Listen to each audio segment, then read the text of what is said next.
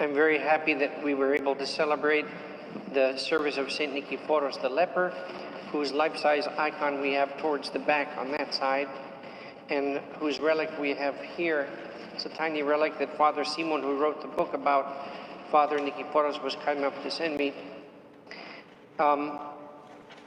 St. Nikephoros, whose secular name was Nicholas Zanakakis, was born in a mountainous village called Sirikari near Chania, which belongs to the metropolis of Kisamo and Salinos, in 1890.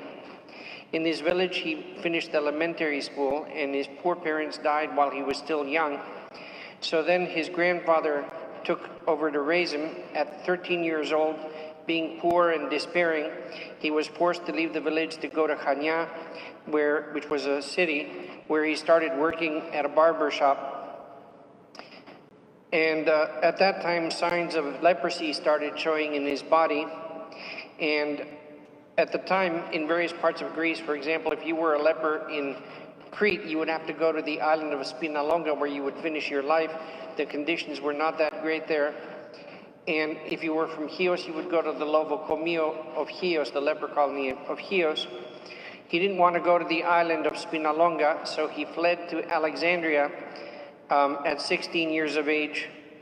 And there he became friends with a bishop from the Alexandrian Patriarchate, who was from Chios, who helped. He continued working, but when the signs became so obvious that he couldn't hide it anymore of the leprosy, then the bishop, who was his friend, sent a letter to St. Antimos of Chios, who at the time was the spiritual father and the chaplain at the leper colony on Chios of the Lovocomio, and asked to pay special attention to him. And St. Antimos was kind enough to spend 30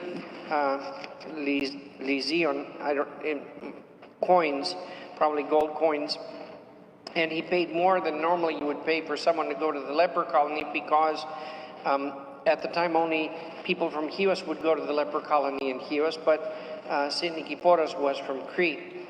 So Father Antimos actually paid extra to be able to keep him at the leper colony on Chios. He became a spiritual child of Father Antimos and was completely obedient, worked hard in the gardens, prayed many times all night long, and he became very close with St. Antimos, who after 2 years tonsured him a monk. There were a number of other people, both men and women, who were tonsured monks or nuns there in the leper colony.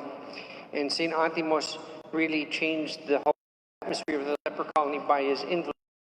He planted many flowers.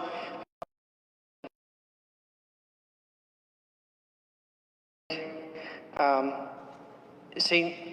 Nikephoros became the chanter also for the church there at the leper colony. At the time, St. Antimos had found the icon of Panagia Ipakoi, Panagia obedience, through which many miracles were happening. So lots of people were coming to the chapel there to go to confession to Father Antimos, including about 30 nuns who had been fled from Asia Minor and didn't have where to go, and were asking St. Antimos to build a convent for them, which he did, called Panagia Voithia later on. In any case, so to give you an example of what it was like, Father Nikephoros would chant, and when Father Antimos would many times to give him more time to read names, and Father Nikephoros would read with a lot of emphasis, and Father Antimos would shout from the altar, "You vainglorious one, vainglorious one," and then Father Antimos would do a full prostration to the ground and say, "Forgive me, Father." And he didn't get upset when Father Antimos would purposely scold him. Father Nikephoros wrote down, while he could still write, afterwards he would dictate them because his hands from the leprosy and his eyes were affected by the leprosy.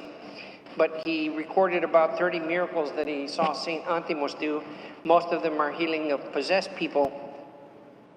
And when the leper colony closed in Chios on 1957, then Father Antimos wrote a letter to Father Sophronius, who later became Father Evmenios, who's another saintly personality, and said, "Pay special attention to the treasure that I'm sending you."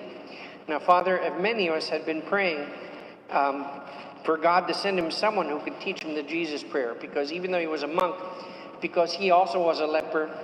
He left his monastery rather young. He didn't really have a lot of time to be trained spiritually. So,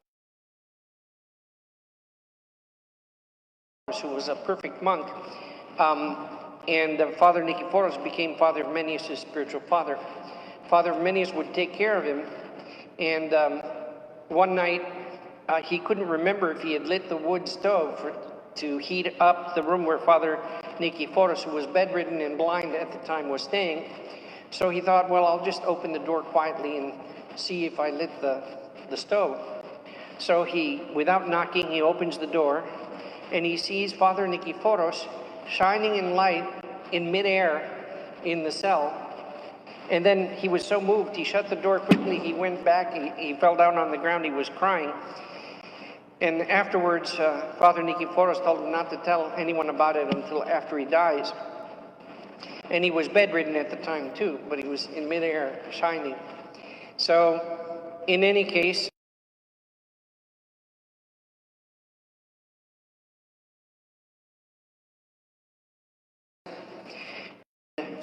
when they exhumed his relics were fragrant.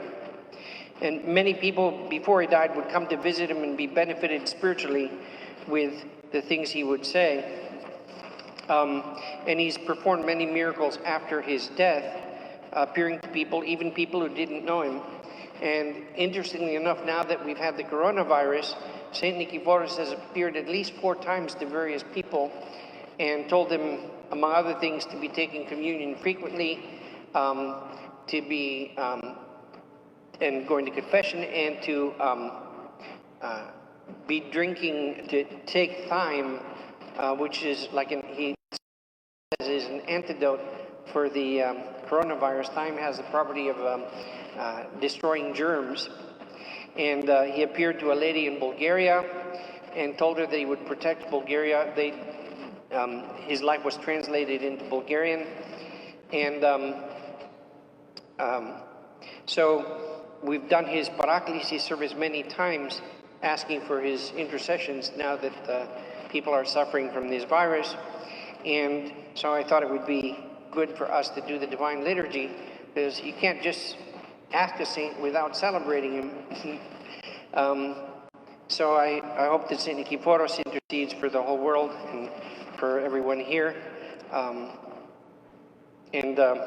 hope we follow his good example. He reposed on January 4th, 1964 at the age of 74. And the Patriarchate of Constantinople canonized him on December 1st, 2012. So may he intercede for all of us. Amen.